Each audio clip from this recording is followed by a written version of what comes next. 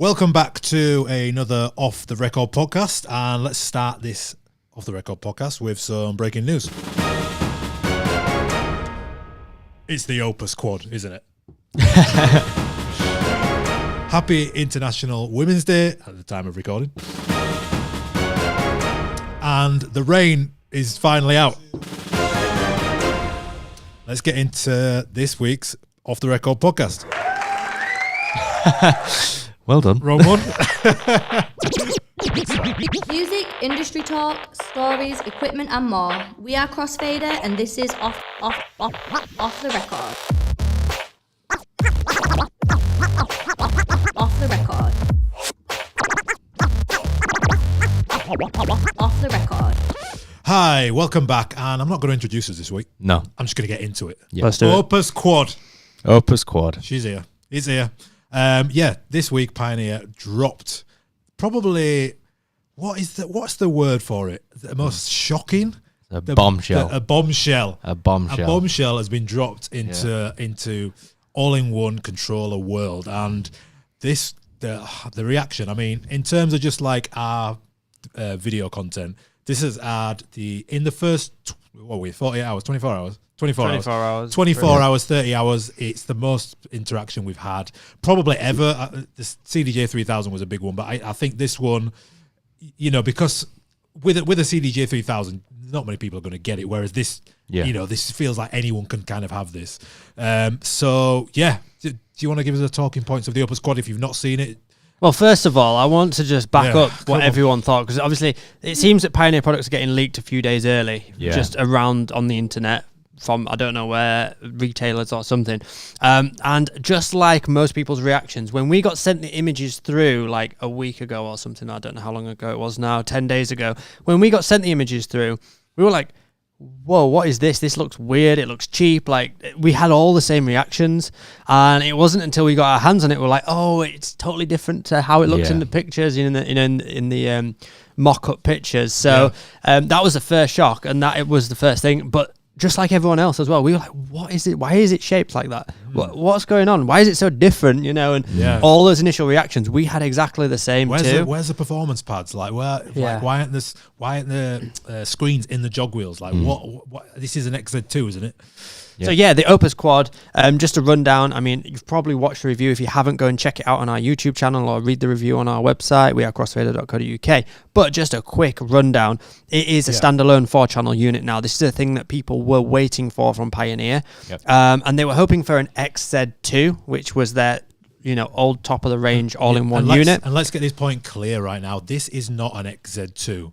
No. This is, in their words, a more stylistic approach to an all-in-one unit.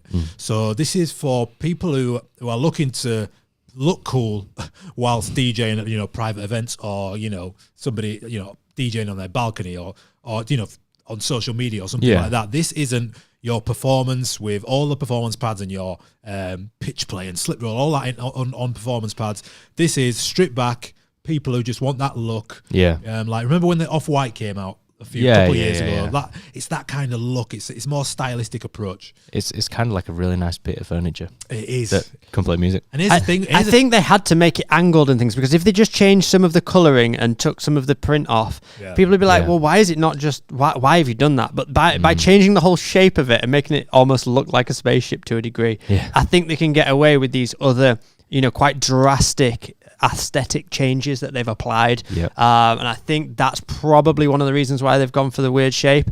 I'm still not 100% sold on the shape. Like, I'm not mad about it, but I've grown to love it. Like, it is one of those things where it is so hard to get across on camera, like the feel of a product. A little bit like when you're testing speakers, it's hard to like listen to it. So when we opened the box, I was like, oh my god, like this, the finish and the feel is super, super high-end premium. Like, it's weird, isn't it? It's like Pioneer gear feels good anyway, but it's just like levels. This is on a different level, honestly. Like it is like a piece of art, like a piece of furniture you want to keep in your house, and that is what it's been built for primarily. Of course, it's got unbelievable DJ features as well, which you can take this to any club and get on with it. By the way, we are live. We're doing this every week. We like it. We love it. We love talking to you guys. So hello if you're watching live around the world, YouTube, Facebook.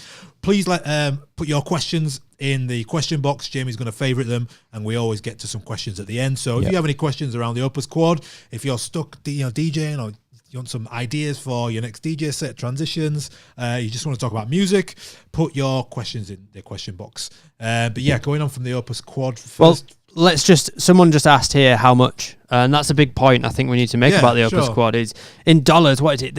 Well, it is their most expensive all-in-one unit. $3,299. Yeah, over $3,000, which is a crazy price. That is a lot. Yeah, and we were saying like if because it's got a 3 in front of it, it's that psychological thing. If they come in, it was like $2,999. Yeah, it's that thing of where I knew as soon as it had a 3 in front of it, there'd be so many people like $3,000. Yeah. Whereas, but again, it's made for people who can afford $3,000. Yes, they are making it for them people. They're not making it. If you've got, people, the Denon fans are saying, Prime Forder's way more than this. They're not making it for you. They're not making it for technical DJs who want, like you say, every single feature, slip loop and all that kind of stuff. This isn't for them. This is a more of a, if you're bothered a bit more about looks than you are about, bear in mind, this has got everything a CDJ has on it. So it's got more than enough that you need to DJ on. Yeah, that's the target audience. Yeah. The big downside for me, the biggest letdown for me is that onboard streaming from third-party, services like Beatport, like BeatSource, Tidal, SoundCloud. That stuff has obviously been in the Denon gear for years now.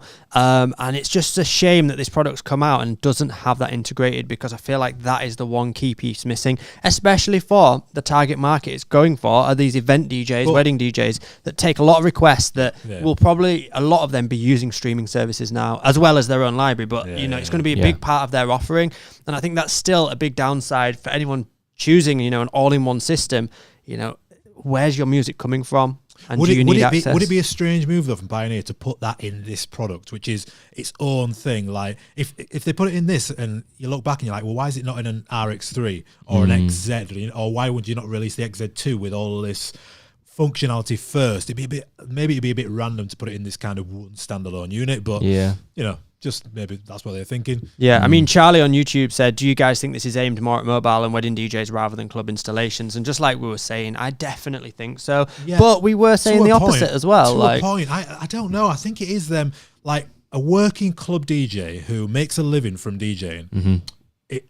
If you have this and you make social media content, then this is going to look sick.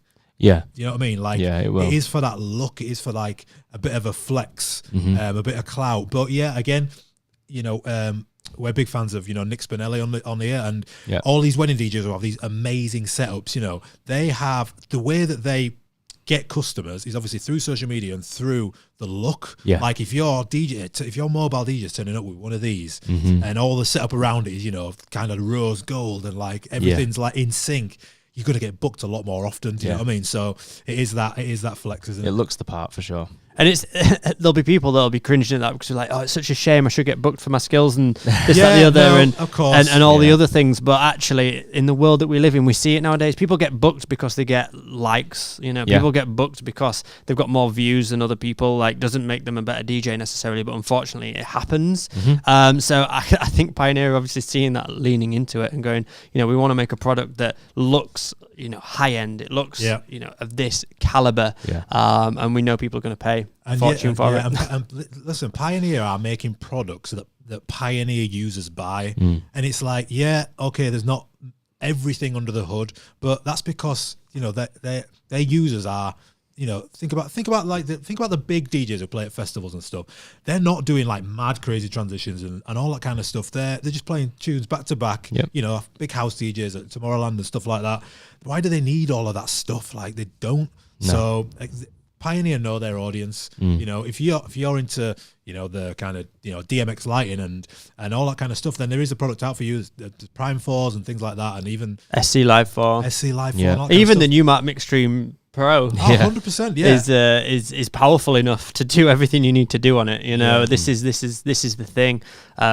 Definitely, if price is an issue, and you don't want to be spending $3,000, which a lot of people won't. Denon gear is amazing for it, So, and yeah. Newmark gear. Someone just said here, Policy, why brown though? Like, I just don't get that. It's not brown. Oh, around the edges.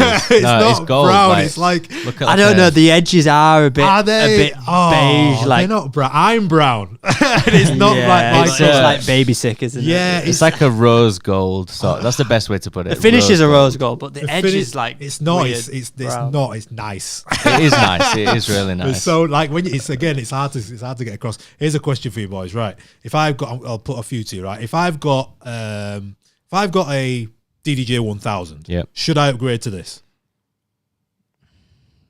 What do you think? It depends Would what you? you want. I don't personally. No, if I was like comfortable with like the way I'm performing, what I Yeah. want to get out of my DJ equipment, and the 1000's doing it for me, Yeah, I'd be like, cool, I'm gonna stick with this.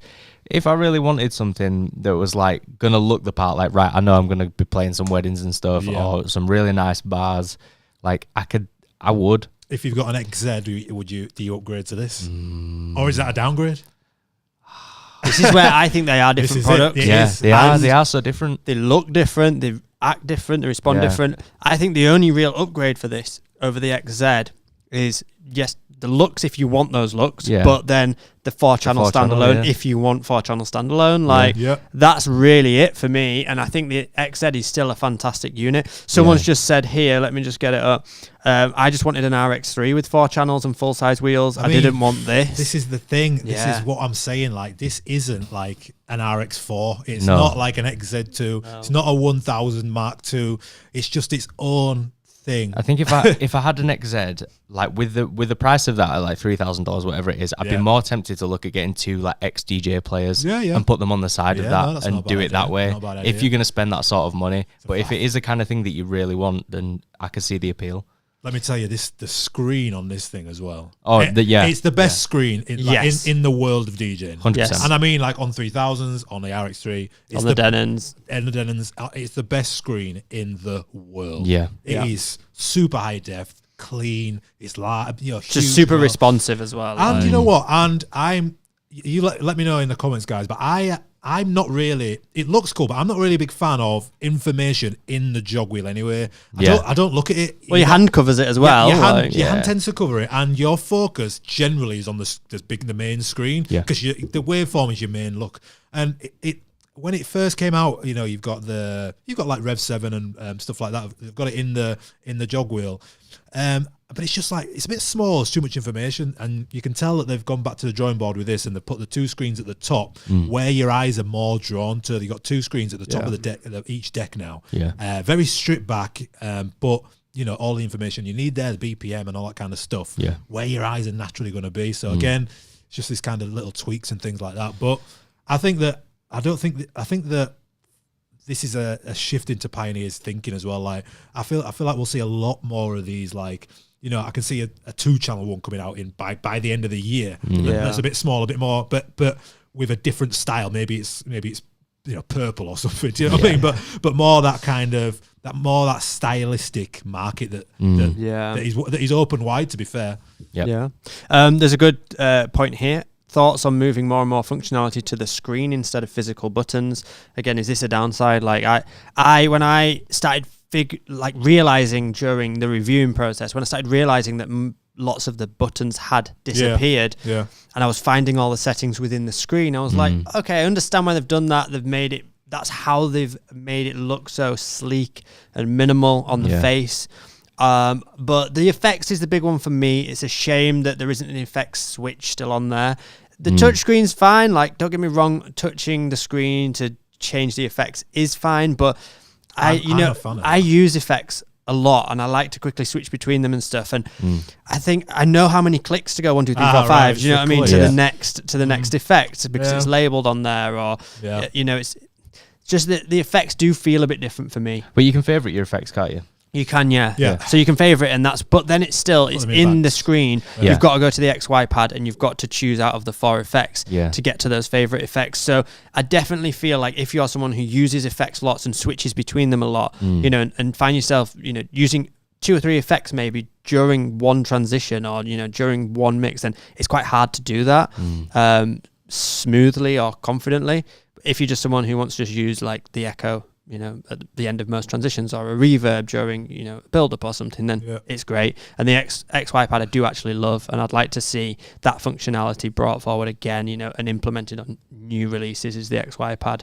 I'm just thinking, like, even the DJM V10 has a huge effects screen on there, and that, you know, it doesn't need to be much bigger than that for an XY pad to work, and you know, you can bring a screen like that across onto controllers or other all-in-one units. I think that's something to bear in mind for the future for sure. Yeah, there's a lot of things under the hood on the screen as well, just like changing channels, simple as that. Like, also it's got Bluetooth in as well, which is a good addition. We saw it with the A9, so obviously it had to come to the Opus Quad. And again, if event DJs and things, you know, if they've got a wedding playlist or something on Spotify, or they just want some background music for an hour or something, having your phone there, or even, you know, if you're taking this to a club or a venue, you know, having that backup, you know, if your CDJ break, if your USB, you know, corrupts or something like that, it's just an easy tool to use. But yeah, let us know in the comments, guys, what you guys think of the Opus Quad. Shout out to DJ Easy, who just dropped a super chat for €5. Thank you so much. And also, he wants to know whether we think the XZ2 will ever release. You know, like he said, he's lost all hope in Pioneer after they've released this while he's waiting on an XZ2. Yeah, DJs are so funny, you know. Like it's like we get given this amazing product, right, and we're like, like we are so funny that, and even if it was perfect, you'd find reasons why it's not perfect. Yeah, of course. Listen, the XZ2 will come, the RX4 will come, you know, the Flex 10 will come, the Flex 20 will come. Like, they're not going to stop doing stuff. Like, they'll be an XZ2 like this year with all of this stuff on in the XZ format, 100%. Like, why would they not do that? It's, you got to think of it like this is a different, like a different section of Pioneer. I don't think we can look at this as like this is a replacement for the XZ RX. It's like it's a different thing.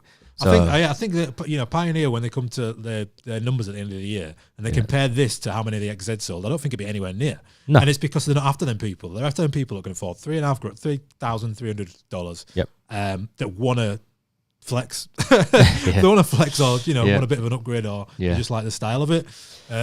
Someone's asked us, Denon or Pioneer, the age-old question, like, which do we prefer? And I think while we're talking about it's two different conversations. This, it's something. It's two different conversations. Well, let's put some points onto it. You know, like, what do you like about Denon? What do you like about Pioneer? Big time. And what do you not like about both of them? So who wants to go first? Right. Well, you go. Okay, so I can't put Denon down for any, like, they've got great technology and they've been ahead of it for a long time, and I think it's never like kind of played to their advantage that Pioneer have always been this like dominating name in the industry where you go into any bar, any club, and you will see Pioneer equipment. But like, I can't say anything bad really about Denon stuff. Like, I don't personally like some of the effects, but I can't say they have bad equipment, because they don't. It's just such a personal thing, and I think, I don't know, I don't really like comparing the two. No, it's hard. Right, it is really hard. Denon are the innovators, and they're not the main importance, but what they are really good at is, you know, making other brands step up. Yeah, and you know, if I was an event DJ, but I would probably lean towards a Denon, just because so you can have all, you know, your lighting effects and things. It's probably a very more streamlined process than having a Pioneer setup with all the lights and things like that. But yeah, like you say, it's that kind of like Apple versus Samsung argument. I've always seen it like that. You've always, whatever one you kind of start on, you tend to stick with it. And most people start with Pioneer. One, because there's more out there, and two, it's just been trusted for longer. Yeah, and you see it more. It's like, why do you go and buy Nike trainers? It's because you see everyone wearing Nike trainers. It's one of them things. They're never gonna lose that. So Denon have to gain ground by innovating, whereas Pioneer can sit back, see what works, and slowly make tweaks. And, you know, it's the exact same thing as that Apple Samsung thing. Like they say, like, Samsung will make a really good screen. Samsung's phones are better. That's a fact. They'll make a great screen, and then like look, Apple will watch, and then we've all got iPhones. We've all got iPhones. Yeah, but even though I know Samsung's a better phone, someone made a good point here, and this is Denon user. Charlie said Denon software is innovative, but it's so buggy. Needs a lot of stability improvements on my SE6000. So that's someone who uses Denon. Now, this is something that you know. For anyone that doesn't know, there's a company called InMusic. InMusic own Denon DJ, they own Newmark, and they own Rain. So the 3 other big, brands in the DJ industry. They own all 3, and what we're finding is they are innovative. What they do is they do the new product. They do the moving platters, like with the Rain 1. Yeah. But then they do the streaming integrated and all this kind of stuff. Everything that they bring out is innovative compared to Pioneer, for sure. They are pushing the scene forward. Pioneer seem to let them bring out products, sit back for a year and go, let's see what the feedback is on their products, and then we'll try and implement the best parts into our next release, and maybe use them as guinea pigs to the industry, and then make products off the back of their feedback. And I keep seeing this all the time. There's a product that gets released by Denon or Rain or something, 6 months, a year later, the Pioneer equivalent gets released. So I think this is going to keep happening in the industry. I don't know whether it's a move that's done specifically by Pioneer, and they're confident enough because they feel like they are market leaders. They can let someone else take on the innovation costs, and it's like R&D almost for them. They're doing their research and development using another company to do that, and then they're kind of taking that on board internally and going, okay, these are the things that do really matter to the industry. Stems, right? Stems has got to come to Rekordbox. It's just got to, because that's shown and proved that a lot of people have sort of gone, yes, Stems is something I want to use. And the amount of people that have emailed us about when is Stems coming to Rekordbox, when is it at Rekordbox, that's going to be a huge move. We talked about the leaks last week, and we saw a leaked, we don't know if it's true or not, but we saw a leaked image of a Pioneer product that had some Stems feature on it. So who knows? Who knows? Fingers crossed. Stems for everyone. You getting stems. I'd be super excited because I use Rekordbox more now just because of the content I create. I know you we all bounce between the softwares, but I do use Rekordbox more. But I love Stems, and it's that thing of if Stems come to Rekordbox, then again it's something that is just going to be great. I have to say my favorite DJ set at the minute is my Friday night set, and it's because it's a hip hop set, so I play Serato. And honestly, I use 90% of my transitions are using Stems. It just sounds so good. It does. So that's the Opus Quad. The huge news. If you haven't checked the mix out, you haven't checked the review out, just go to our YouTube channel. There is a full review, full mix on it as well, and obviously we'll continue. I'm looking at it right now, so we can continue to do some more content on it. Let us know what you want to see from that as well.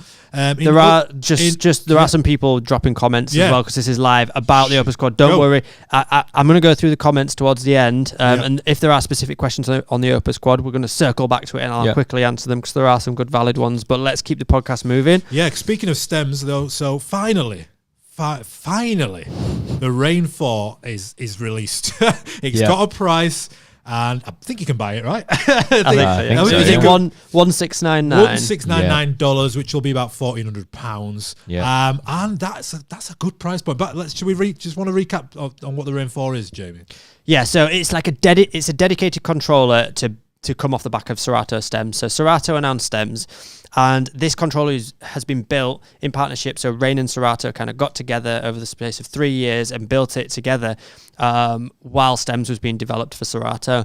And they came up with some unique things for this product. It wasn't just about Stems where you can isolate, the drums, the bass, the vocals, and the melody of a song.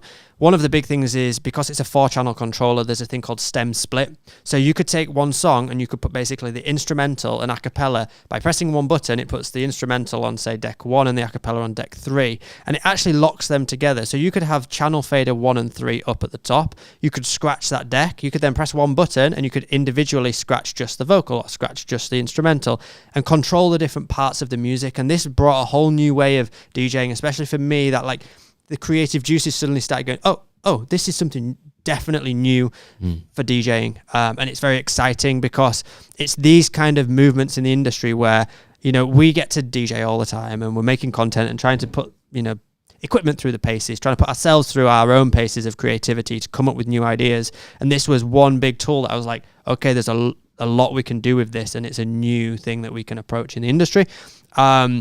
Obviously, it's only on this controller, so we haven't done an abundance of content on it because it's only just been released. People can only just get their hands on it.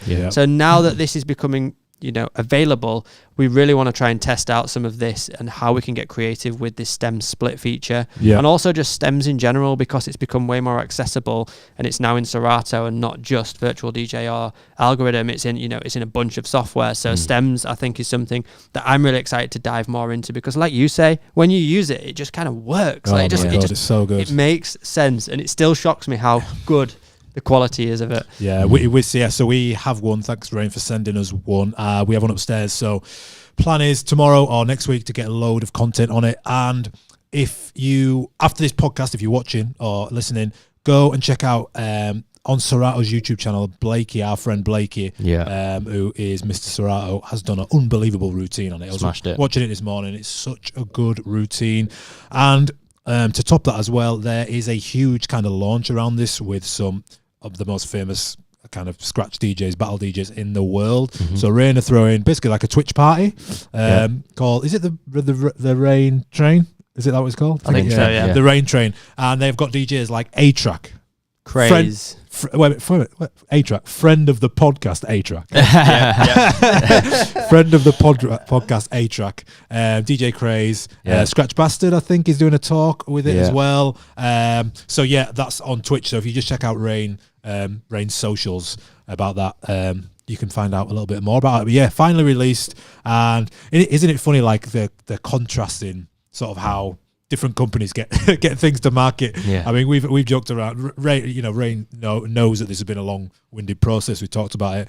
Whereas with Pioneer, you kind of hear about it, 3 days before, and then it's out. It's just how different companies do it, right? I think the struggle here was that there's a software company and a hardware company, both trying to work together. But the software company wanted to get their stems update out sooner than the hardware company was ready to actually produce the hardware and get it out. So I think that was just two different companies trying to work together and it not quite aligning with the dates, especially when it comes to making products and having them available. So unfortunate, but I am glad it's available. And this thing, I'd like to know how early sort of Pioneer are in contact with Serato about, because obviously like the Opus Quad just dropped, but Serato's not available till like summer. So does Serato find out when we find out, and then they just say, maybe this is going to take 6 months? I think they'll look at their roadmap and Serato will go, it's not a huge priority. Like we've got a rainfall that we need to make sure is working. So that's coming out sooner. Like, so I think they must have a roadmap and they have only so much they can work on. Oh yeah, I would imagine.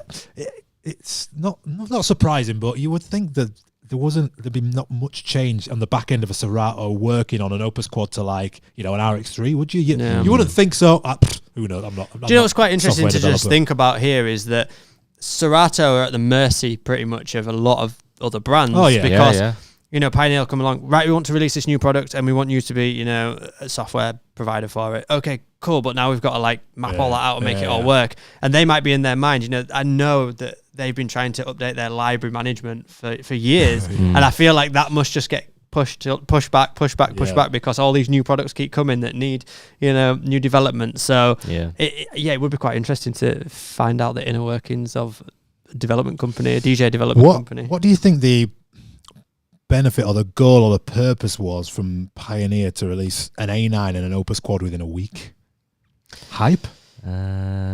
Go big or go home. Yeah. Maybe it's just that mindset. Full focus, like domination. Yeah. It's mad, isn't it? Like, because from like a consumer perspective, like they're not too far apart in terms of the market they're aiming for. So if like if an iPhone 15 comes out tomorrow and I buy it, and a week later an iPhone 16 comes out, I'm not going to buy this. Do you know what I mean? So I think it's just they're just trying to get everyone talking all at once. And do you know what I think it is? Oh, hello. I think conspiracy. I think it's the aliens. No, I think that they're very wise. In fact, in the idea that they knew a lot of people took up DJing in lockdown during COVID. Right. Yeah. So there's so many more DJs that are now part of the DJ pool of people. They sold out all the equipment during COVID because people starting. So they ran out of equipment. They go, well, do we put energy into making more of that equipment? Or we know we need to release new products, so let's develop some new products.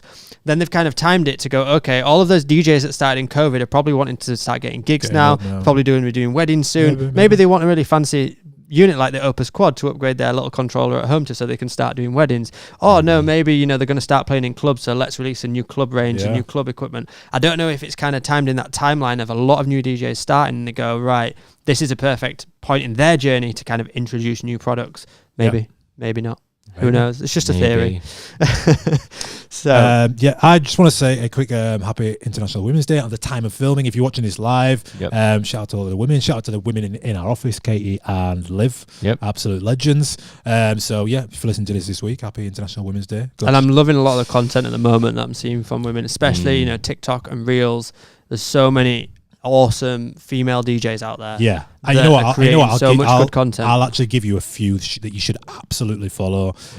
My favorite group is Girls Don't Sink. Yep. And these girls are, I think, from Manchester, but from near where we are from. They play a lot of garage, a lot of house, a lot of bass stuff. Yep. Energy. Yeah. Like energy. So yeah, Girls Don't Sink. Go follow them. They're doing bits. They're doing part life. I think they're doing. They're doing lots of festivals. They're doing so many festivals, so many gigs. So if you are in the UK, you'll be able to catch them if you're into like garage and underground, all that kind of stuff. I think they've got a cool concept as well because it's kind of that thing of like, it's almost like a girl band, but a DJ girl band. Yeah, that's just and that's not really flexing. done with guys. Guys, it'd just be like a duo or back to back, And I think this is a bit more than that. It's like, it's just closer to a collective, and I know there's. It would be so good. It'd be so much more fun if that was like a more regular thing. If you just had a collective of your friends, because it's like a hard avenue to get into. Because if you're a DJ, a club only wants to pay, let's say, £150. It's hard to split that 3 ways if you're going to do this. It's not a bad concept because it's there's not many around, so it's a unique selling point. But if us three, boys don't sink, turned up to our gigs and tried to get gigs and trying to live off one person's wage for a while, it's quite a hard avenue in. But you could come together as a collective, make some content socially away from your main main focus as a DJ, and you never know. Like you never know what can happen. We should do it. Just switch it. Boys don't beat much. Yeah, let's do that. That's us. Another few you should follow is Amy L from Scotland. House techno DJ, produces her own music. Been on Radio 1. I know I'm 99% sure she started DJing in lockdown or something, and she's like played Glastonbury or Warehouse Project and Amnesia and all this kind of stuff. Wow. Spoke to her a few times on TikTok as well. So Amy L as well, if you're loving, you might have even heard of some of her tracks as well, being played out on Radio 1, things like that. Annabelle Stop It. She is a DJ from down south, I think from London, makes great content. What I would call sort of borderline influencer DJ as well. So made a name from DJing online. Twitch streaming as well. Got a massive following on Twitch, and all that is consistent posting. I see a post like every single day about something, something like that. So Annabelle Stop It as well. Tita Lau, amazing DJ, huge DJ now, touring DJ. You probably heard of. Any more you guys got? And then the big ones as well, like Peggy Goo. You love Peggy. I think it's good to shine some light on the up and coming, like you've just done. And the ones that are relatively newer to the industry and doing a lot on social media, because I think the big artists, a lot of them have already got good recognition. Sure. So I think definitely the up and coming females. And if you're a female listening, send us your mixes send us your content. We love to see it. So. Is that? Should we have a game? Let's do it. Right, we're switching it up. We are switching it up. It's going to get weird. Lawrence didn't have anything planned, so I jumped in. Didn't have the time, guys. It's been Opus Quad week. I've not had the time. We've all been very busy. It's been crazy. I came across, I thought, I did the usual thing of like Googling like good music style quizzes, and then there was this great idea that came up. I was like, this could be the one. Exciting. I'm hoping it is. I just need to test the audio. Oh, hello, it's an audio quiz. It is an audio quiz again. Put it quite high. Let me just explain it. So I've got 10 songs here. Yes. But they're all in 8-bit. Oh, okay. So arcade game style. Love that. Where have you found these? Was this on... Is this just well, no. It's all on Spotify. There's hundreds of them. Nice. I guess there's a lot of like from TikTok now. There's loads of tracks. There's a trend on TikTok at the minute with like sped up tracks, so like fast tracks. But these tracks are now getting sped up on TikTok, and then they're getting signed again. Yeah, they've released They're them. getting re-released. Yeah. So like Miguel Shaw thing is like one of my favorite R&B songs. Yeah. That's been sped up everywhere, and now it's been released as a sped up song. Yeah, And it's the like, same with that Oliver Tree one as well. That's it, Oliver Tree. Yeah, that there was like a normal one and then sped up version. and there's something like, around the psychology of faster music. there is. Yeah. I've looked into it. this before. Yeah, it's like the higher the pitch, the more appealing it is to people. So Very, weird. I very love weird. pitched up. Yeah, Yeah. It's weird, isn't it? So there are 10 tracks here. There is one that you probably won't know the artist of. That's like I don't even know who the artist is. Right. But Okay. if you can Get as much as we can. get as much as you can. Track title and artist would be ideal, but let's just have some fun. Obviously, I'll just play it, and as soon as you know, just shout your name, and I'll stop the. So we'll just play it as long as we need. Cool. Okay, so first one. Are we ready? Yeah. Let's see if this works. Oh. I know. Yeah. Gorillas Feel Good. Oh, Well done, Dennis. Yep. That's Okay, one there. to Danny. I Feel Good Ink. Whatever. Feel Good Ink. Yeah. Right. Are we ready for the next one? that's sick though. Great. It doesn't get flagged as well. Hopefully. Hopefully. By the way, you can play along in the comments. So Yeah. when you hear them, drop them in the comments. See if you can guess as well. Yeah. Okay. Next one. Yep. Some might take longer than others to recognise. Bro. Oh, I know. I've got it. Michael Jackson beat it. Just Well done. then when you said it. See, Lawrence is feeling the pressure now. He knows what it's like to be on the other end. other end of How it. does it yeah. feel? Right. Are we ready for the next? Yeah. Vanilla got it. Ice. Go on. That was no. Ice Ice Baby. Go to the original. Oh. Oh my God! Now we're thinking. What is the original? I don't know. But it's that though, isn't it? Yeah. Yeah. But it's. I don't know. Oh, the is it original. Queen Pressure?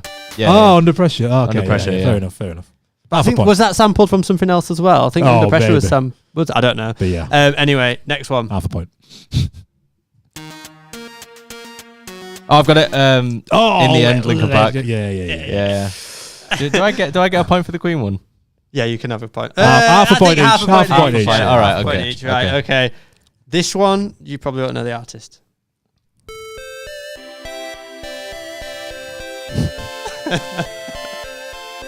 Just like some Nintendo game.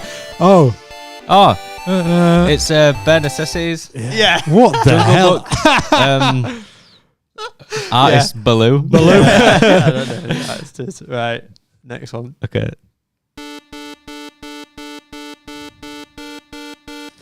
Is it I got Lady Gaga? Eminem, Lose Yourself. Yeah. Oh, Yeah. Lars, you're not doing very well here. No, I'm not, mate. This is not my Right, genre. this next one's for you, Lars.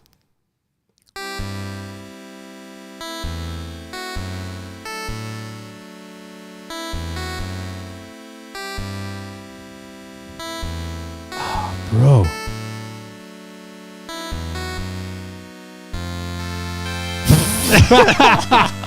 What the hell is this? Well, we'll leave this playing a bit longer because the video's too fast for the commenters. See if anyone gets it in the comments.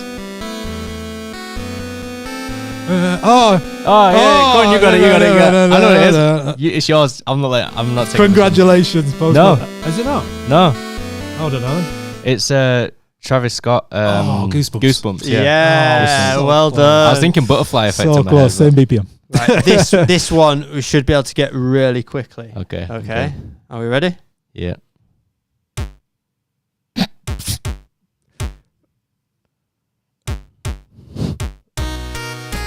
Redbone. Yeah. Yeah, well done. Yeah. Right, next one. Billie Eilish, Bad Guy. Well done. Right, last one. Last one. Okay. I thought this was maybe you'll get it quicker than I did. Right. I don't think it's a very good version.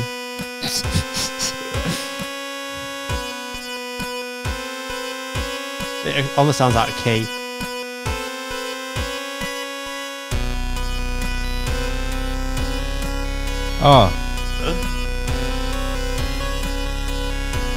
If anyone tunes into this live now, don't worry, we're not. This is legit. I have no idea. No, I feel like I've got this. I'm trying to think. Jesus. Oh, No. Nah. Has anyone in the comments got That's it? I think people are saying no idea and Bro, terrible. I can't listen to that anymore. I know. That is. What is it? That's WAP. Nah, wait. Oh, Nah. What? I knew I recognised it. No way. No way. It's got Okay. no like harmonics to that Yeah. track, has it? Yeah, that's definitely I out left key. that to the last one because I thought, Okay. a bit out there. But yeah, Good well game, done to though. everyone that was playing along. I see a lot of comments, so thanks for joining There's in. loads of them on Spotify then, yeah. There's loads. Is there? There's a lot more rock covers. So I tried to get a balance because I know you won't listen to Yeah. as much rock, No. Lars. But yeah, there's a lot on there, and you can go on other websites as well and find loads. Nice. So I think That that's was a good fun. I like good that. quiz.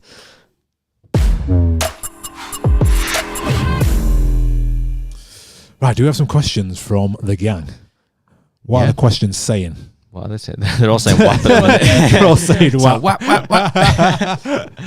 Someone said, actually, that's a good idea. B-sides is much more entertaining. Maybe that's another one we could do. Like Oh, try and yeah, figure out yeah. how to do like a B-sides. But you've got to Oh, know yeah. your music well. You've got to Oh, know yeah.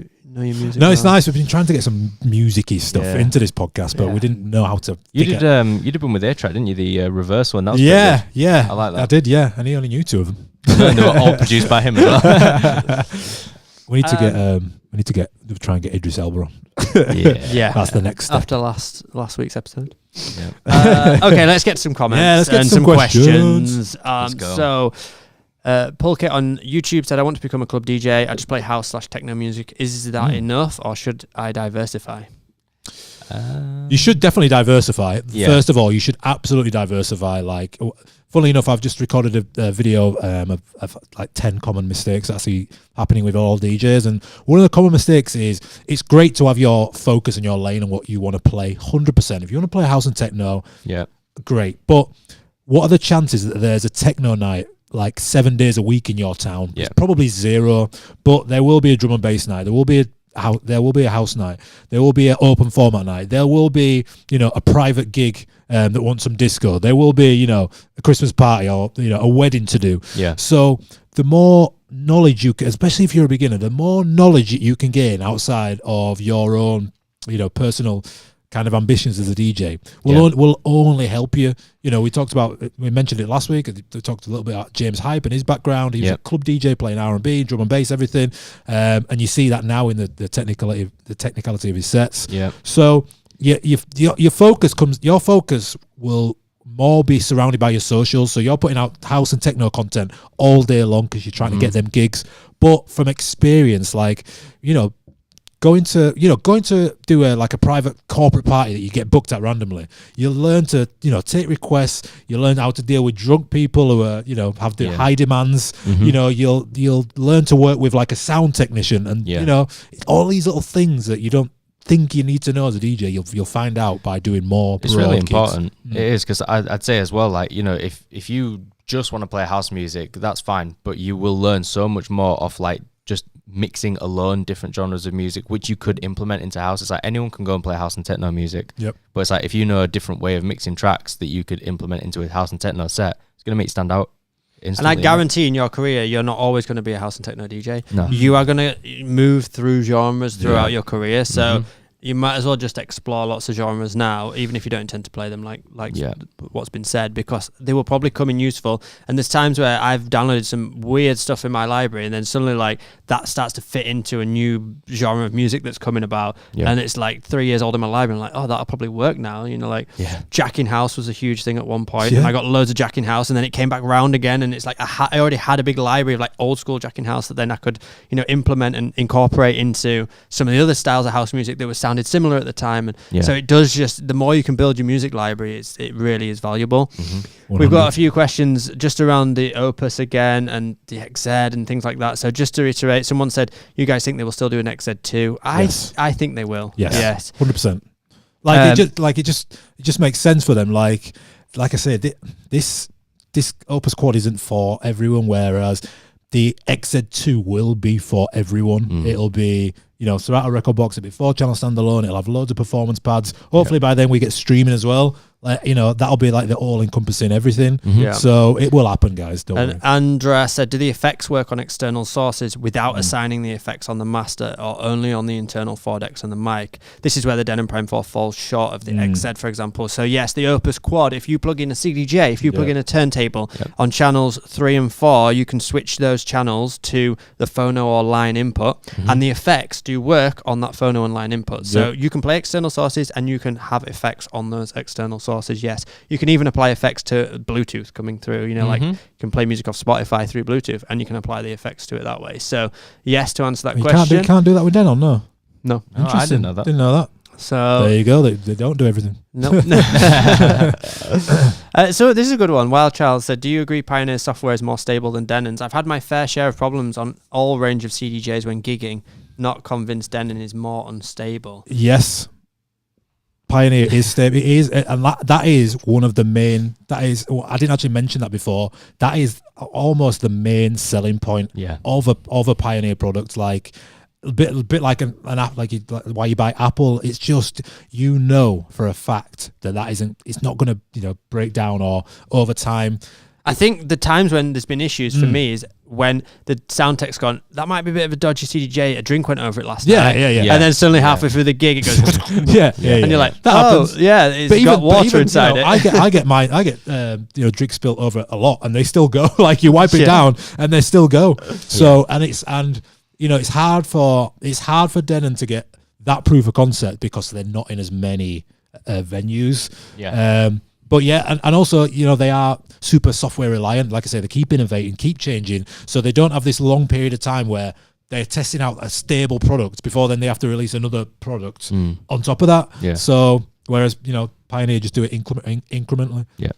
So DJ Daz says, you can't knock Pioneer DJ for developing new gear. The Quad was probably in R&D for years, but please Pioneer make more existing gear. 4 months for a DDJ 1000, or maybe it means 4 years for a DDJ 1000. So a DDJ 1000 upgrade. Someone else has put, how much do you know about the DDJ Flex 10 on the way? Well, listen, the leaks are out there, so you probably know what that means. That's all I can say. The leaks are there.